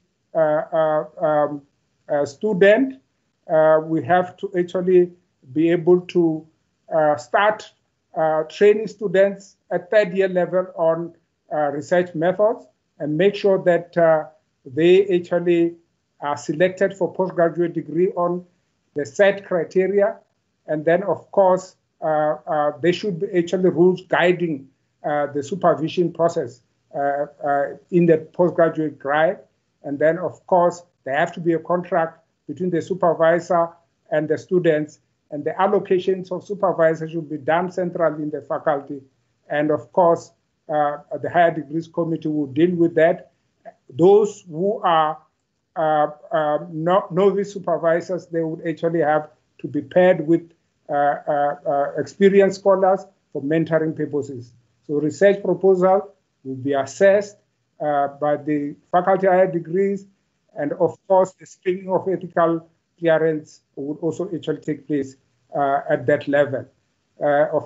We need to make sure that there is quarterly progress reports for postgraduate students. And of course, external examiners for PhD and masters should at least actually have 100 citations, 7 high index and 7 I-10 index. And of course, they should have actually supervised to completion masters and PhD students. At least 2 of the external examiners for PhD candidates should be international. And of course, there should be periodic supervisions, workshops or supervision. And there is actually a need to make sure that we have cutting-edge research and quality publication, and workshop for that should also actually be conducted periodically. So, of course, there are all these other processes which are actually needed, and that they should actually be publication of papers, and these actually have to be published in accredited journals, and these journals should not be those predatory journals, which is a no-no. And of course, we need to actually start actually working as teams, and teams to actually be able to work on proposals for research fundings. And of course, we also actually have to work as teams to be able to mobilize what we call research chairs, and to also actually make sure that we can actually apply as teams to the NIHSS and all the other actually bodies, the CETAs, to actually make sure that we supplement the resources which we have in the university. So on entrepreneurship, I have actually seen the issue around the biodiversity economic strategy, which is actually a very important initiative. And there is also a chair there by the university. It's a very successful approach. But even in the classes themselves, in the programs, in the departments, they should be actually targeted areas where this entrepreneurship can actually be integrated in this curriculum. And of course, you can actually then also have workshop for trying to actually train students on designing business plans, and also actually to be able to have these outcomes being part and parcel of what comes out from the university as an output in terms of graduates who have got this. We already have in sociology of development and development studies some theorization around entrepreneurship as an outcome of training of individuals with high need for achievement through education processes. Those end achievers can be trained within actually our own education sphere. And therefore, we can actually do that through revamping our curriculum to also actually be able to address some of these issues relating to entrepreneurship. And of course, we actually have a rich region which can actually assist us in getting these students of us actually being able to practice in the Lipombo area. So with governance for outstanding scholarship, you have to have structures within faculties which actually have got rules and regulations, which actually follow strict protocols in terms of actually trying to assess any of the outputs of the university. Proposal, for instance, for PhD and masters have to be assessed by the faculty higher degrees. So there are actually all these committees. The Teaching and Learning Committee would have to assess issues about RPL, they would assess the whole issue of exam committees.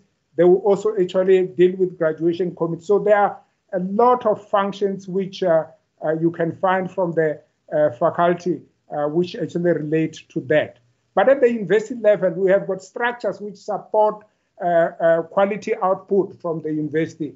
You have research directorate which mentor and actually support all our academic staff who are involved in research, and also actually look for funding for them, assist them, provide proposals. And these are actually issues which are very, very important.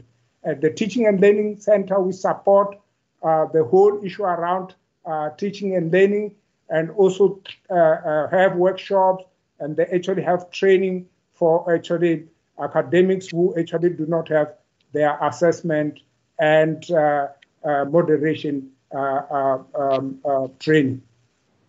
Prof, you got about 5 minutes to conclude your presentation.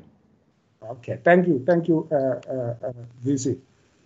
So, as I said, there is Quality Assurance Directorate, Research and Development Committee. All these committees are actually there to support our academics and our faculties to make sure that we have got cutting-edge research publications. We also have actually quality teaching and learning, which brings more quality output for all of us. So, of course, these committees also actually gets cascaded to the university level, at SNIT level. There are committees like that. So linkages and partnership with other stakeholders and internationalization. Here you will find that we actually interact with other universities in terms local, regional, and international, to be able to have linkages, exchange of scholars, and we also actually have issues around quality assurance and comparability, joint projects, and of course we have a partnership with local, national, continental, international higher education institutions. And we also have that with municipalities, provincial government, national government, the private sector, traditional leaders, and some of these I have already touched on earlier on. So 3 important comments, and I would actually be very quick on this, is that I thought the professional studies covers sociology of education, philosophy, and psychology very well, but I thought actually that I didn't see any generic sociology and anthropology and fine arts, and I thought actually those might actually be disciplines which might be useful.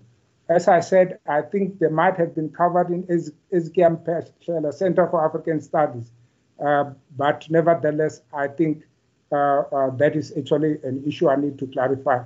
The search which I had couldn't give me better results. I might be mistaken. So the very important aspect of what I'm going to propose to augment the programs is digital studies. As you can see, the dawn of the Industrial Revolution has seen the advent of digital technology and its constant use in everyday life, in communication, social media, in teaching and learning, in social interaction and social networks. And of course, these have a very important impact on the communication, on the networks, on the culture, because the digital culture and digital media has now actually taken over on identity. And of course, these matters are very, very important for us to actually update. And of course, I think in listening to actually some of your videos, I actually found that there was actually some of the talks which actually have covered the issue around digital methodology and digital technology. So the areas which I think could be covered, some of them, not all of them, digital creativity, such as the design, data literacy, and visualization, multimedia production, digital art, and narratives, and ethics and digital culture, communities of practice, and counter practices which came into being through the use of digital technology. And of course, digital identity and preservation, in, for instance, representation in the social media, sometimes which at the end does produce some of the issues which might actually be more negative.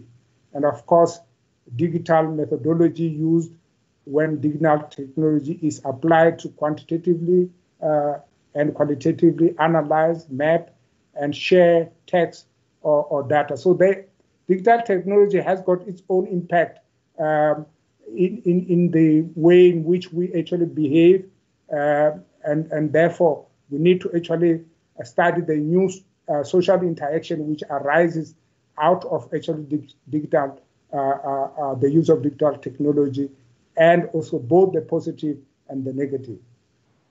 Thank you, Visi.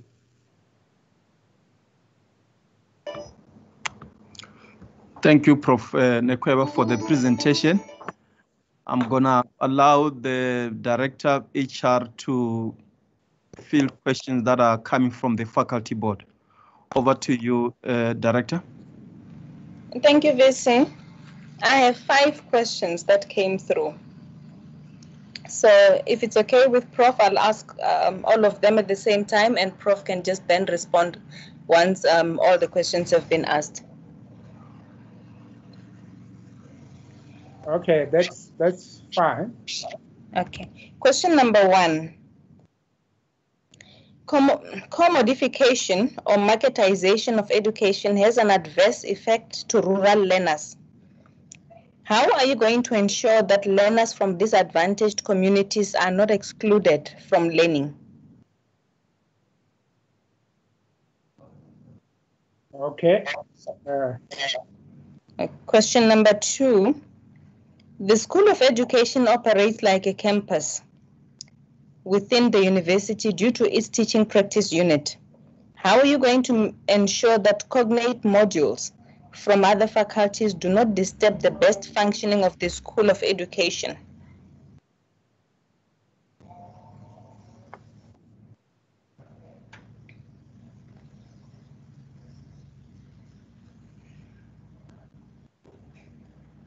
Okay. Number 3, the Council of Higher Education, through its permanent subcommittee, the Higher Education Quality Committee, promotes quality teaching and learning. How are you planning to sustain the improved quality of teaching and learning within the faculty in support of the new institutional mission of the University of Venda?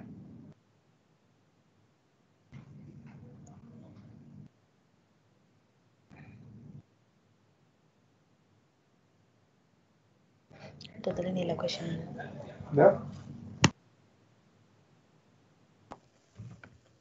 Okay. What pedagogic and epistemological impetus can you suggest or introduce to reconfigure humanity programs so that they are not only responsive to local and global developments, but equally attract quality students and excellent scholarship?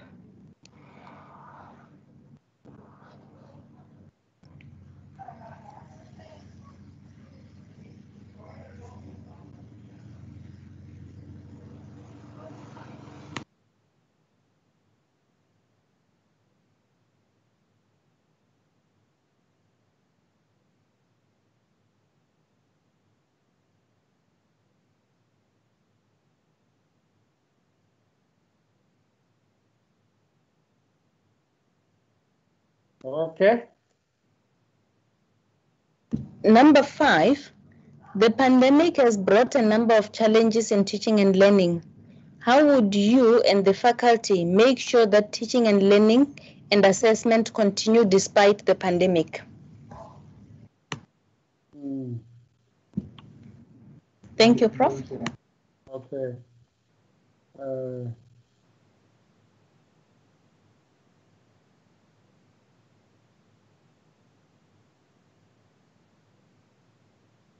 Okay. I think the first one is a very important issue of the commodification of education and learning, in the sense that the whole actually IMF and the World Bank have actually been trying, and I think now we have got actually a serious challenge because we are now indebted more to them in terms of the loan which we have taken to actually be able to mediate the effects of the pandemic. So the issue around commodification and decommodification of education have been actually part and parcel of the struggle which we actually had with these multilateral institutions. Of course, they actually want us to pay user fees, and therefore they would want to actually try and make sure that the commodification of all, not only education, even health services is actually a way to go. And of course, to actually be able to push you that far, they would actually be able to then use the structural adjustment policies to be able to tie you to whatever actually they say. So that struggle is actually a struggle which I think in South Africa, to a larger extent, we manage to be able to navigate, in the sense that if you see as the NSFAS, of course, now we are actually hearing that they might actually be limited in terms of the budget, but nevertheless, the Fees Must Fall movement and the whole issue around the NSFAS have actually been a victory for South Africa in that sense. So I think we should actually continue to engage so that at least this benefit doesn't actually get lost in the process. So yes, I think it is actually a very, very important issue which you actually say about the issue about the cognate modules not disturbing the teaching practice. I think there is actually always actually an arrangement which is supposed to actually take place between actually the Faculty of Education, where it is, and the other cognate departments to actually be able to create space for those students in education to actually be able to go and do their teaching practices without actually them losing a lot about that. And I think there have been actually such arrangements in such a way that sometimes they could be actually make up actually classes. And now that we are actually using this digital technology, online teaching, it might actually be useful then, even when they are in the field, that we could actually still actually engage in online blackboard teaching and learning with them while they are actually involved in their teaching practice.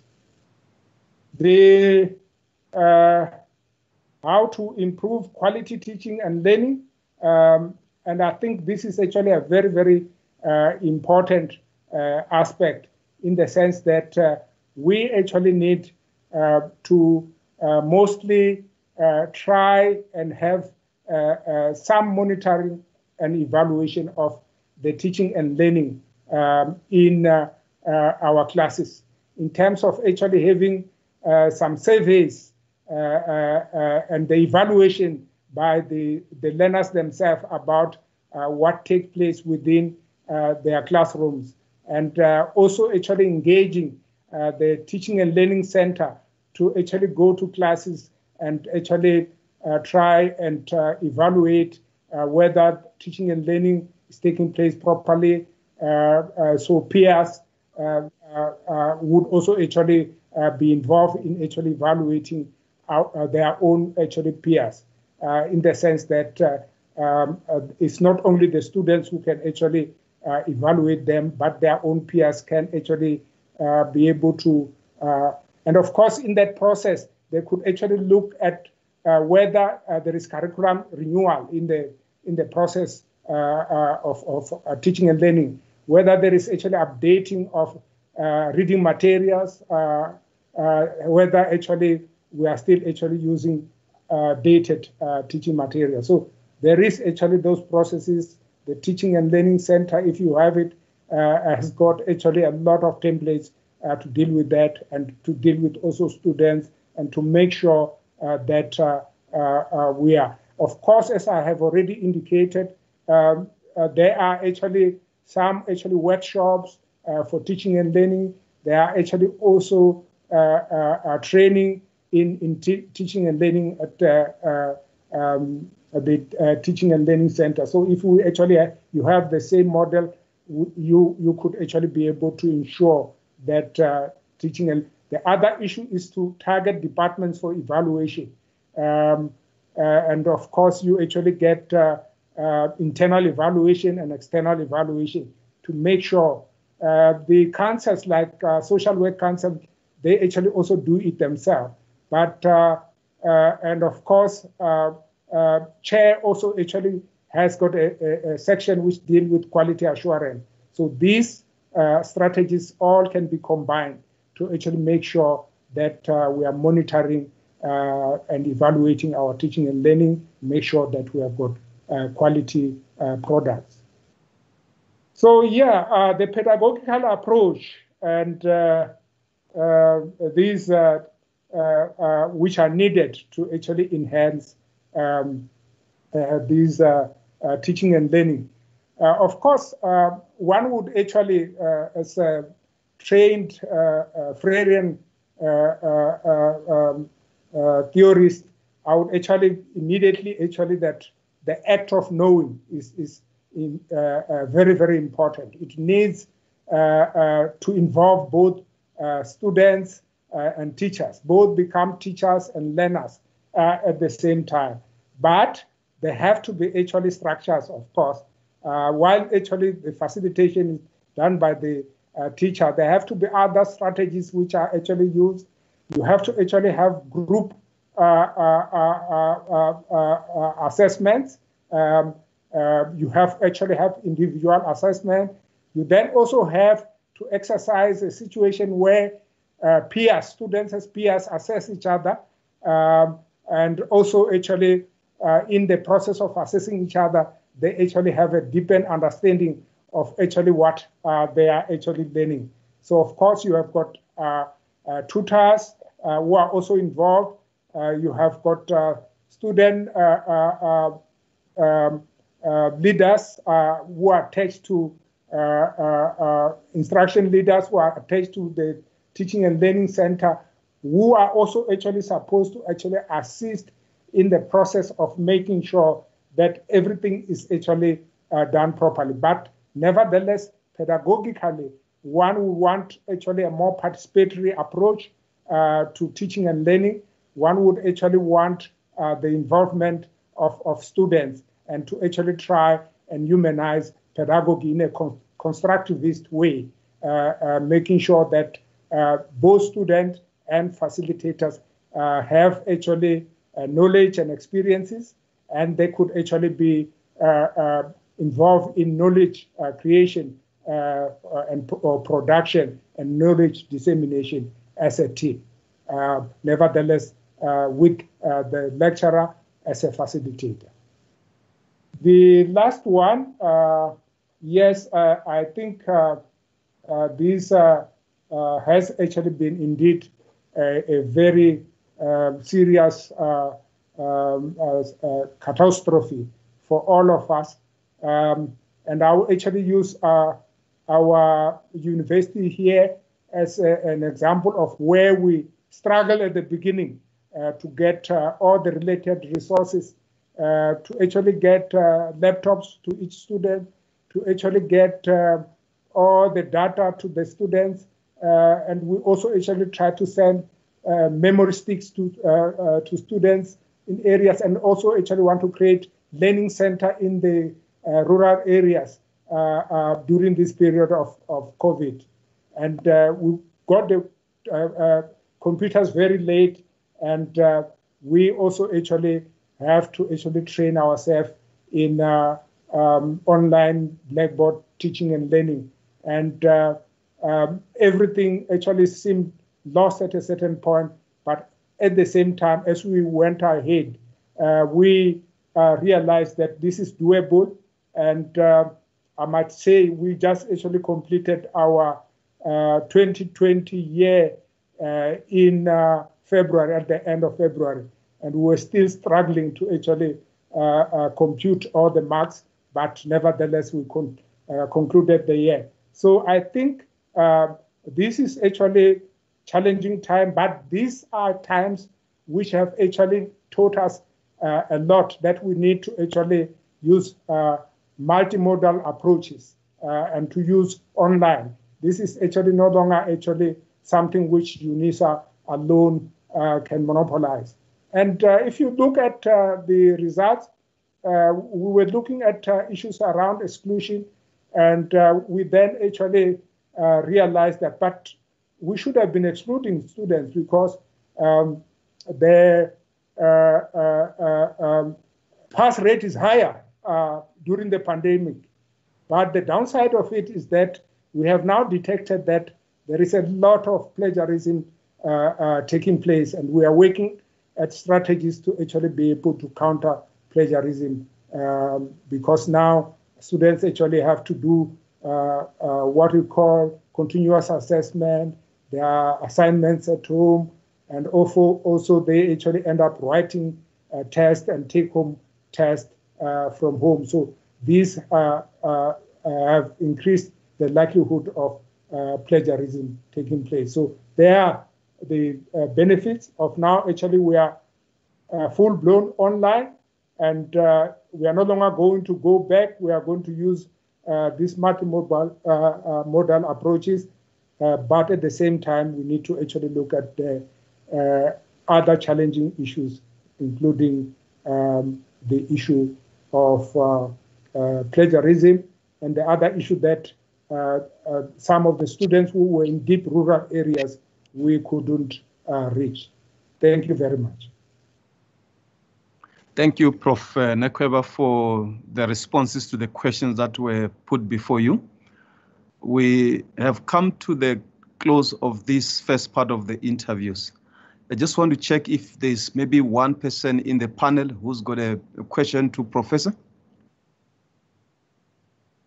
Thank you. I don't see any hand about the question.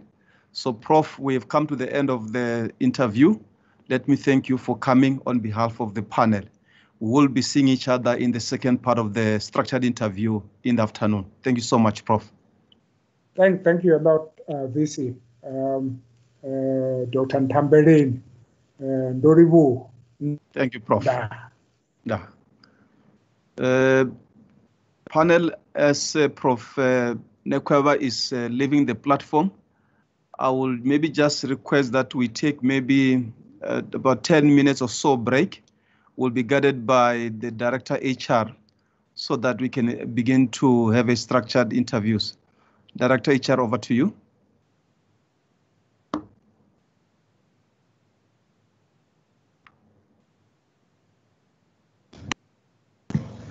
Chairperson, we had invited the candidate for 11:30, so I don't know if the panel wants to take 6 minutes break, or should we start at 11:45?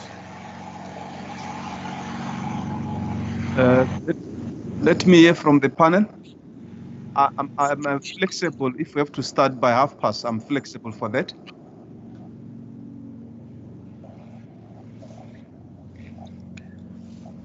Prof. Sibara?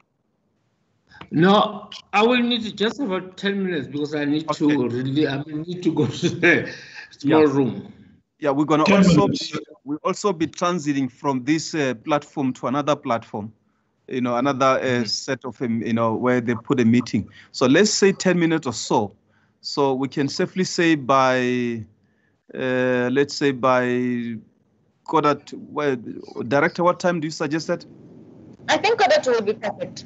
Quarter two, okay. So let's meet again quarter two. Thanks so much. Quarter to 12, yes. Thank you. So we're gonna meet in another platform, eh? Okay. And yes, we'll meet on another platform. Yes, thanks to all the faculty board members who participated in these interviews, and also the questions that they've sent to the Director HR. Thank you so much for that. Thank you, and bye.